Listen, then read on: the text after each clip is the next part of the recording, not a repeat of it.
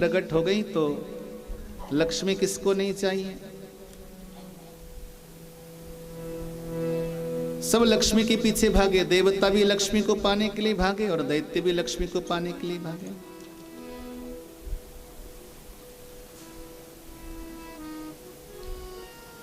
तो लक्ष्मी ने कहा, सुनो, मैं ही अपनी मर्जी से वर्ण करूंगी। मेरे हाथ में कमल के पुष्प का माला दो, सब लाइन में खड़े हो जाओ, जिसे मैं योग्य समझूंगी उसी के गले में जाकर मैं वरमाला डालूंगी, जयमाला डालूंगी। लक्ष्मी के हाथ में जयमाला आ गई और लक्ष्मी मैया जयमाला डालने के लिए घूम रही हैं।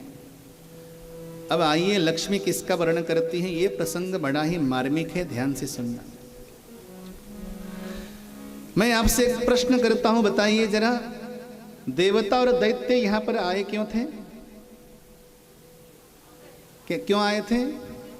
अमृत पाने के लिए।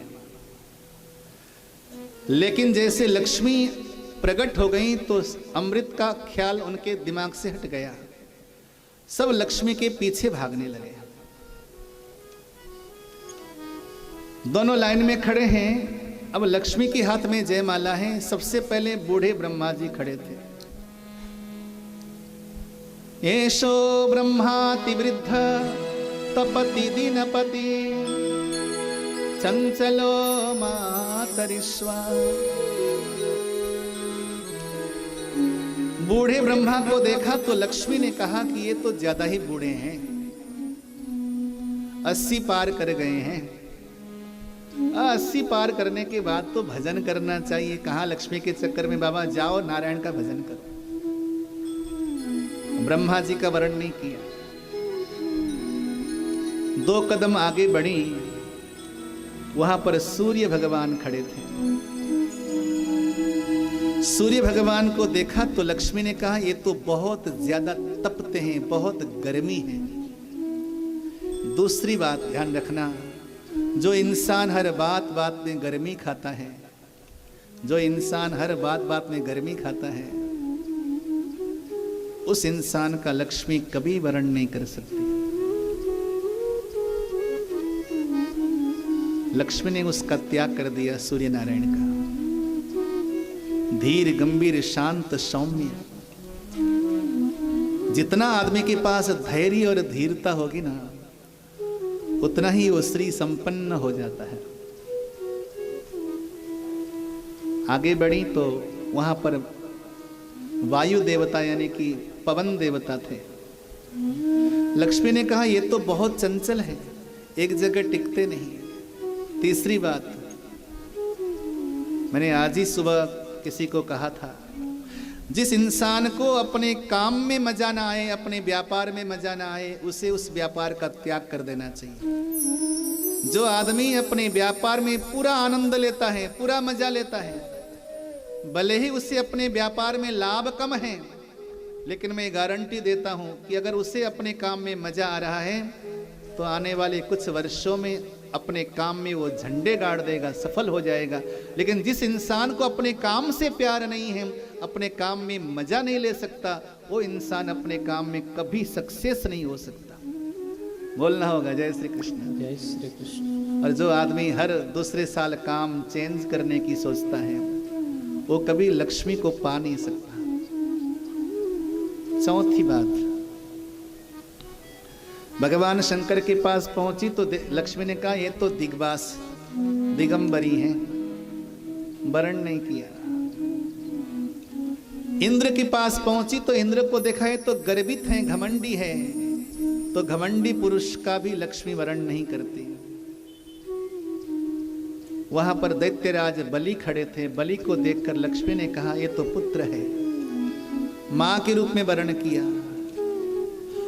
कोई भी लक्ष्मी के लायक पुरुष वहां पर नहीं था। अचानक लक्ष्मी की नजर दूर पड़ी, जहां पर समुद्र मंथन चल रहा था, देवता दैत्य दोनों मिलकर समुद्र मंथन कर रहे थे, लेकिन छोटे छोटे टुकड़ों में जब खुशियां उनको नजर आई तो अपने लक्ष्य को छोड़कर वो भाग गए थे।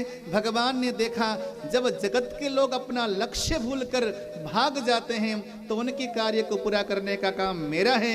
भगवान ने दो रूप लिया, एक रूप में बासुकी नाग का मुख पकड़ा, दूसरे रूप में बासुकी नाग का पूंछ पकड़ा और भगवान वहां पर मंथन जारी रख रहे हैं। लक्ष्मी ने देखा कि भगवान यानी कि नारायण मुझ जैसी लक्ष्मी को देखकर भी जो अपने काम में डटे हुए हैं, वास्तव में मेरे योग्य वर्ण लायक पुरुष यही हैं। दौड़ी दौड़ी गई और जाकर लक्ष्मी ने भगवान नारायण के गले में जयमाला पहना दी।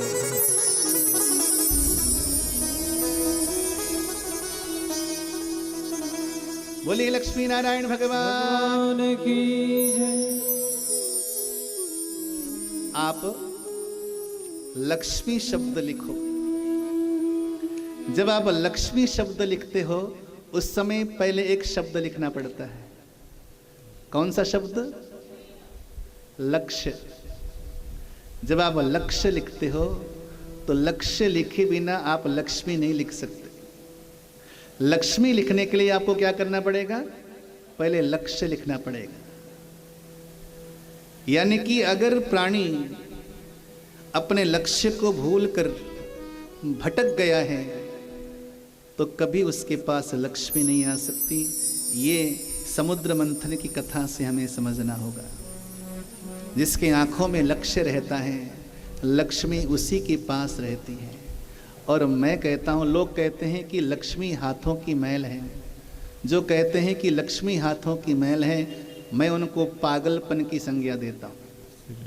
वो पागल हैं जो कहते हैं लक्ष्मी हाथों की मैल है, क्योंकि मैंने तो जीवन भर लक्ष्मी को माँ माना है। अगर लक्ष्मी नहीं होगी ना तो हम एक कदम नहीं बढ़ सकते।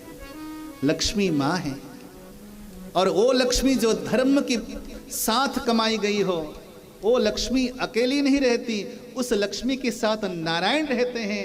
आप प्रत्यक्ष प्रमाण हैं। जिस लक्ष्मी को धर्म पूर्वक अर्जित न किया गया हो, वो लक्ष्मी कभी आपको द्वारिकाधीश के चरणों में लाकर भगवान की शरण में नहीं डाल सकती। बालकृष्ण ने लक्ष्मी को धर्म पूर्वक अर्जित किया है। जो लक्ष्मी धर्म के साथ अर्जित की गई हो, नारायण के साथ रहती हो घर में, वही लक्ष्मी नारायण के पास पहुंचाती है। और जो लक्ष्मी अधर्म के साथ कमाई गई हो, वो लक्ष्मी तो क्लबों में और डांस क्लब में खर्च होता है। महाराज, मैं दिल्ली के महानगर में रहता हूं, मैं जानता हूं वहां की